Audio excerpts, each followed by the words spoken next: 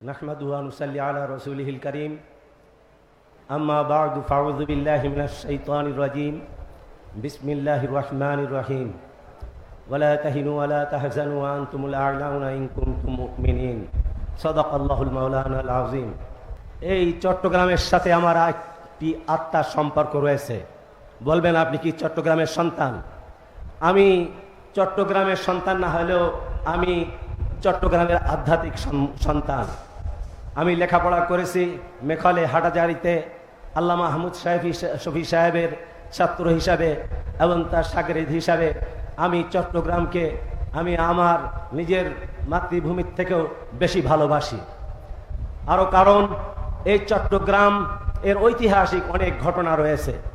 তার মধ্যে যদি আমি বলতে চাই যে স্বাধীনতা অর্জিত হয়েছিল যে ঘোষণার মাধ্যমে, এই ঘোষণাটি চট্টগ্রাম থেকেই কালুরঘাট থেকেই এই ঘোষণা হয়েছিল এবং যার ঘোষণা দিয়েছিলেন শহীদ প্রেসিডেন্ট জিয়াউর রহমান। এদেশের মানুষ স্বাধীনতা সংগ্রামে মুক্তিযুদ্ধে ঝাঁপিয়ে পড়েছিল এবং লক্ষ লক্ষ মানুষের রক্তের বিনিময়ে অর্জিত হয়েছিল স্বাধীনতা। আজকে সেই স্বাধীনতাকে নিয়ে ছিনিমিনি খেলা হচ্ছে।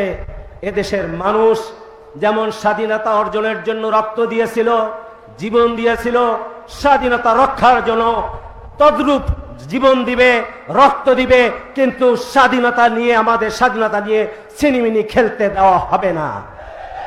আজকে আমরা দেখতে পাচ্ছি বর্ডার এলাকায় পুশিং করা হচ্ছে, আমাদের ভাইদেরকে হত্যা করা হচ্ছে। এটা একটি সরকারের নতজানু নীতির বহিঃপ্রকাশ এবং ভারতের সাথে তাদের আপোষকামিতা। এই অবস্থা জনগণ কখনো বরদাস্ত করবে না।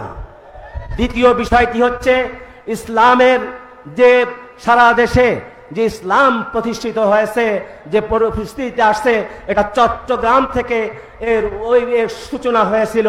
এবং সর্বশেষ আমরা দেখেছি যখন নাস্তিক মোরতাদদের আস্ফালন, যখন ওই নাস্তিক মোরতাদরা ডক্টর এই সরকার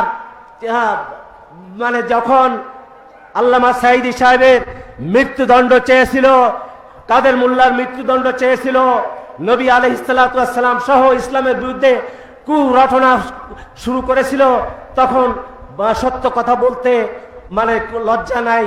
আমরা ইসলামী আন্দোলন করলেও, ইসলামী রাজনীতি করলেও আমরা কিন্তু মুখ খুলতে, তখন যে পরিস্থিতি ছিল, সরকার তাদের পক্ষে ছিল, পার্শ্ববর্তী রাষ্ট্র তাদেরকে ইন্ধন দিচ্ছিল, পক্ষে ছিল, সে অবস্থায় আমরা কথা বলতে পারিনি। কিন্তু আল্লাহ তাআলার এক ওলি, তিনি সেদিন দায়িত্বহীন ভাষায় সেদিন বাংলাদেশের জনগণকে রাজপথে নামার আহ্বান জানিয়ে সেটাকে প্রতিহত করার আহ্বান দিয়েছিলেন। সেদিন লক্ষ জনতা, লক্ষ লক্ষ মানুষ রাজপথে নেমে এসেছিল, শহীদ হয়েছিল, কিন্তু তারা পিছপা হয়নি। তাই আমি বলতে চাই, যেমন স্বাধীনতা অর্জনের জন্য এই চট্টগ্রামবাসী সর্বাগ্রে তারা মাঠে নেমে এসেছিল এবং ইসলামকে সুরক্ষার জন্য, বাতিলের মোকাবেলার জন্য, ঠিক একইভাবে চট্টগ্রাম থেকে এর ঘোষণা এসেছে এবং সারা দেশে সেই ঘোষণার প্রতিফলন ঘটেছে। আজকেও আমি বলতে চাই, এই চট্টগ্রামের পক্ষ থেকে আমাদের দেশকে বাঁচাতে, দেশের স্বাধীনতা রক্ষা করতে এবং আমাদের গণভোটের গণরায়কে বাস্তবায়ন করতে এবং অন্যায়, দুর্নীতি, ঘুষ, সুদ এবং সমস্ত অপকর্মকে বন্ধ করার জন্য চট্টগ্রামবাসী সর্বাগ্রে ভূমিকা নেবে এবং সাথে সাথে সারা দেশবাসী এই 11 দলের নেতৃত্বে ইনশাআল্লাহ ময়দানে ঝাঁপিয়ে পড়বে। জুলাই আন্দোলনে যেভাবে আমাদের ছাত্র জনতা জীবন দিয়েছে, রক্ত দিয়েছে, আজকে তাদের রক্তের বিনিময় আজকে আপনারা ক্ষমতায় এসেছেন। আমরা আজকে আমরা স্বাধীনভাবে কথা বলতেছি। আপনারা ভুলে গেলে চলবে না।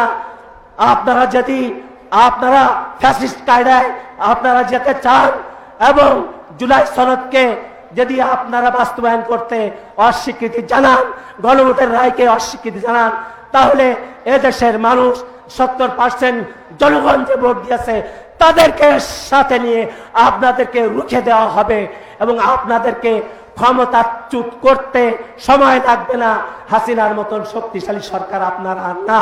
ইনশাআল্লাহ আমরা রক্ত দিব, জীবন দিব, ইসলামের সাথে কোনো আপোষ করব না, স্বাধীনতা সার্বভৌমত্বের সাথে কোনো আপোষ করব না। ইনশাআল্লাহ আমরা সকলে জানের বাজি রেখে এই দেশকে রক্ষা করব, ইসলামকে রক্ষা করব। আল্লাহ তাআলা আমাদেরকে কবুল করেন। আপনারা রাজি আছেন? আল্লাহ হাফেজ। বাংলাদেশ জিন্দাবাদ। 11 দলীয় ঐক্য জিন্দাবাদ।